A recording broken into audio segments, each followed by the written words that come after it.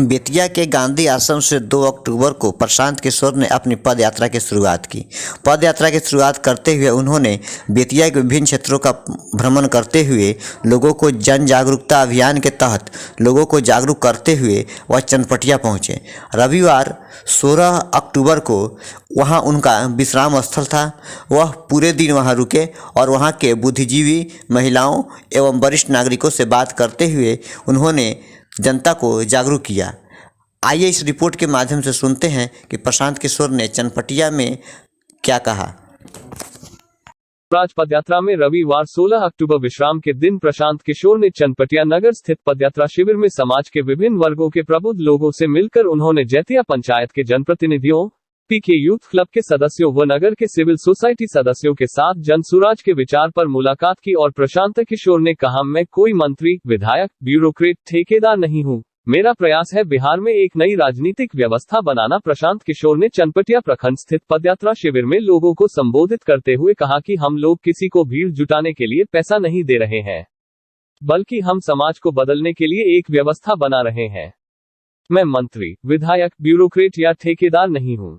5 राज्यों में मुख्यमंत्री मेरी रणनीति के तहत बनाए गए हैं। मैंने आज तक उनसे फीस नहीं ली है, अब ले रहा हूं ताकि बिहार के लिए एक नई वैकल्पिक व्यवस्था बनाई जा सके। पश्चिम चंपारण के चनपटिया प्रखंड स्थित पदयात्रा शिविर तो करीब 1 करोड़ रुपया लग जाता है बनाने ही में। तो हम लोग तो रोडों के किनारे बोल रहे हैं, पेड़ों के नीचे बैठ के बोल रहे हैं।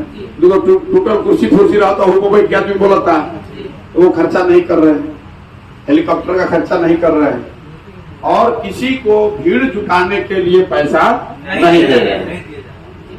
उसके बदले में क्या कर रहे हैं, समाज को देखने, जानने, समझने को अच्छी तरीके से काम किया जा सके, उसके लिए ये एक व्यवस्था बनी हुई है। मान लीजिए कि इस व्यवस्था पर 10 लाख रुपए खर्च हो रहा है, तो आप समझिए हम पिछला 10 साल में जो काम किए, कोई भी आदमी बिहार में नहीं कह सकता है कि हम 1 रुपया भी उससे कभी लिए, कोई नहीं कह सकता। आप जिसको ढूंढ लीजिए, हम मंत्री है नहीं, विधायक है नहीं, MP है नहीं, कोनो ब्यूरोक्रेट अधिकारी हैं, कोई धंधा ठेकेदारी करते नहीं है बिहार में।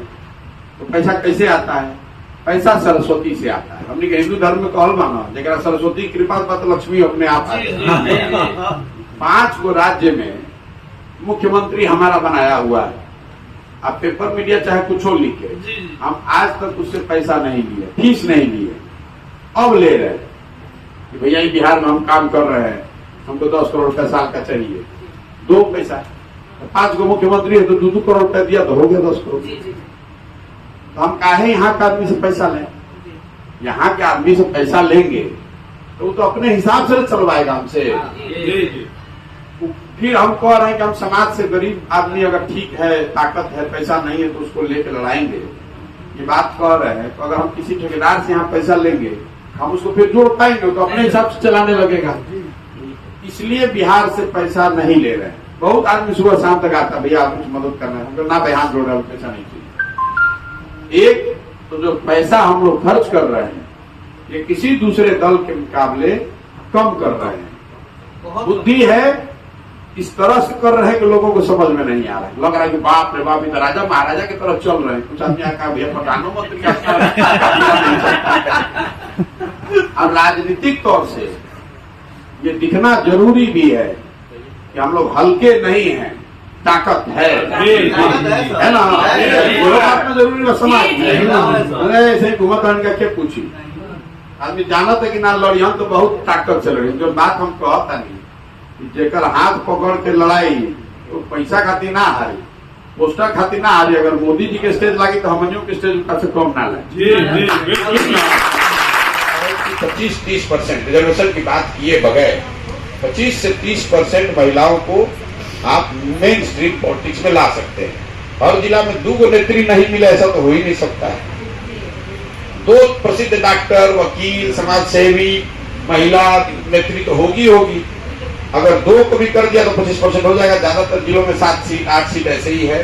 9 सीट में पिछले बार राजद ने दिया था, 9 का में 3 महिला दिया था और कांग्रेस महागठबंधन 1 भी महिला।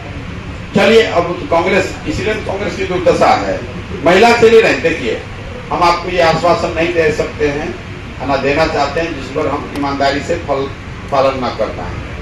हम ये जरूर समझते हैं कि जिले के स्तर पर 200-250 मजबूत महिलाओं का समूह बने, उसमें से 2-3 लोग जरूर ऐसे होंगे जो कि क्षेत्र, जाति, काबिलियत सब के नजरिए से खड़े उतरे और उनको चुनाव पीछे ताकत लगाकर लड़ाया और जिताया जा सकता है। ठीक है ना? इतना आश्वस्त आपको कर सकते हैं। लेकिन अगर आप हमको ये कहिए कि हम रिजर्व कर देंगे 40%, तो नहीं संभव है। इसलिए नहीं संभव है कि पहले नेतृत्व को बनाने की भी जरूरत है, लेकिन ये जरूर है कि अगर महिलाओं को लगे कि नहीं ये ठीक प्लेटफॉर्म है पॉलिटिकल पॉइंट ऑफ व्यू से, तो विधायक एमपी के अलावा भाई जिला पार्षद भी हैं, मुखिया भी हैं, 25 तरह की और जिम्मेवारी जो आपको मिल सकती है। और उससे भी ज्यादा जो आपने शेषव ने बात कही कि महिलाओं के प्रति जो सेंसिटिविटी है, उनका जो एम्पावरमेंट है, वो चीज होनी जरूरी है, वो एजेंडा होना चाहिए। उस पर क्या कुछ किया जा सकता है। 2015 में 7 निश्चय का पहला निश्चय था, वर्टिकल रिजर्वेशन मैंने 35% का कराया है, लेकिन उसका कोई बहुत बड़ा फायदा मैं नहीं देख रहा हूँ।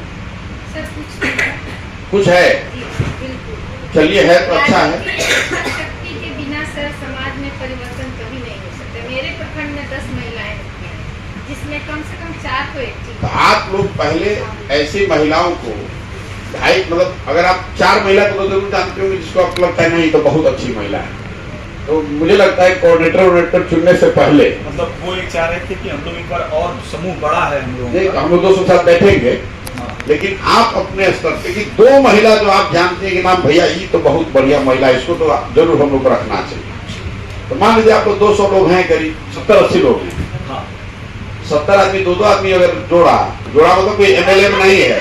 पूरे जिले में 50-100 महिला भूमि बताओ। ना